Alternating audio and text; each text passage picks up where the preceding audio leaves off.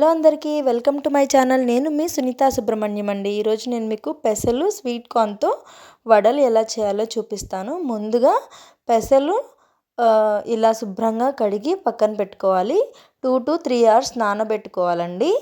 ఇలా కడిగి పక్కన పెట్టుకున్న పెసలు ఇలా నానిన తర్వాత ఒక స్వీట్ కార్న్ తీసుకున్నాను నేను. మీరైతే కొంచెం ఎక్కువే తీసుకోవచ్చు టేస్ట్ని బట్టి. నాకు ఒకటి సరిపోతుందని ఒకటి తీసుకున్నాను. దాంతోపాటు 4 పచ్చిమిర్చి సన్నగా కట్ చేసుకొని పక్కన పెట్టుకొని ఒక చిన్న అల్లం ముక్క తరుగు తీసుకొని పక్కన పెట్టుకున్నాను. ఇప్పుడు ఒక జార్ తీసుకొని ముందుగా ఆల్రెడీ ఒలిచిపెట్టుకున్న స్వీట్ కార్న్, పెసలు, పచ్చిమిర్చి, అల్లం ముక్కలు వేసి గ్రైండ్ చేసుకోవాలండి. పల్స్ చేసుకుంటూ గ్రైండ్ చేసుకోవాలి. బాగా వాటర్ కూడా అసలు పోసుకోకూడదు.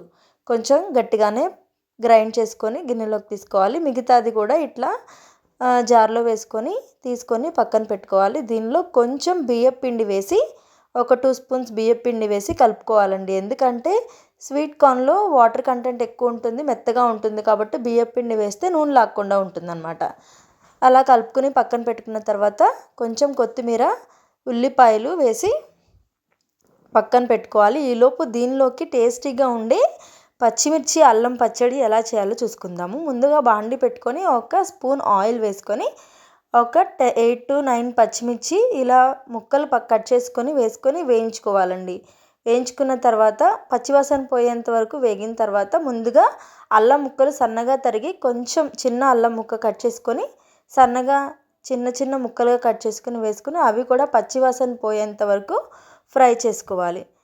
అలా ఫ్రై చేసుకుని పక్కన పెట్టుకుని చల్లార్చుకోవాలండి. ఇప్పుడు ఒక జార్ తీసుకుని చల్లార్చుకున్న పచ్చిమిర్చి, అల్లం ముక్కలు వేసి దానిలోకి 4-5 వెల్లుల్లి రెబ్బలు, కొంచెం జీలకర్ర వేసి కొంచెం రాళ్ళుప్పు, నేను దేనికన్నా రాళ్ళుప్పే వాడతాను ఎక్కువ శాతం, అందుకనే ఇలా పల్స్ చేసుకుంటూ ఇది కూడా మెత్తగా గ్రైండ్ చేసుకోవాలి. తర్వాత మూత తీసుకొని దీనిలో కొంచెం బెల్లం వేసుకోవాలండి. ఎందుకంటే పచ్చిమిర్చి అల్లం పచ్చడి అంటే బెల్లం మ్యాండేటరీ కాబట్టి మనకు బెల్లం టేస్ట్కి సరిపడా వేసుకుంటే సరిపోతుంది. ఇలా మెత్తగా పేస్ట్ చేసుకున్న తర్వాత బాండి పెట్టుకుని పోపు వేసుకోవడమే. పోపు వేసుకొని చట్నీ తీసుకుని పక్కన పెట్టుకొని తర్వాత మనం ముందుగా పక్కన పెట్టుకున్న వడలు వేసుకుందాము.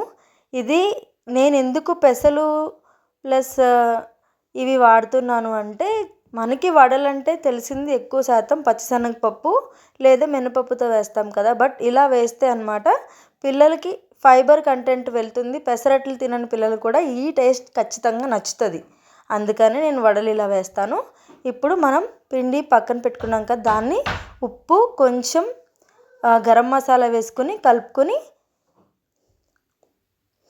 బాండి పెట్టుకొని ఆయిల్ వేసుకొని ఇలా వడలు వేసుకోవడమేనండి.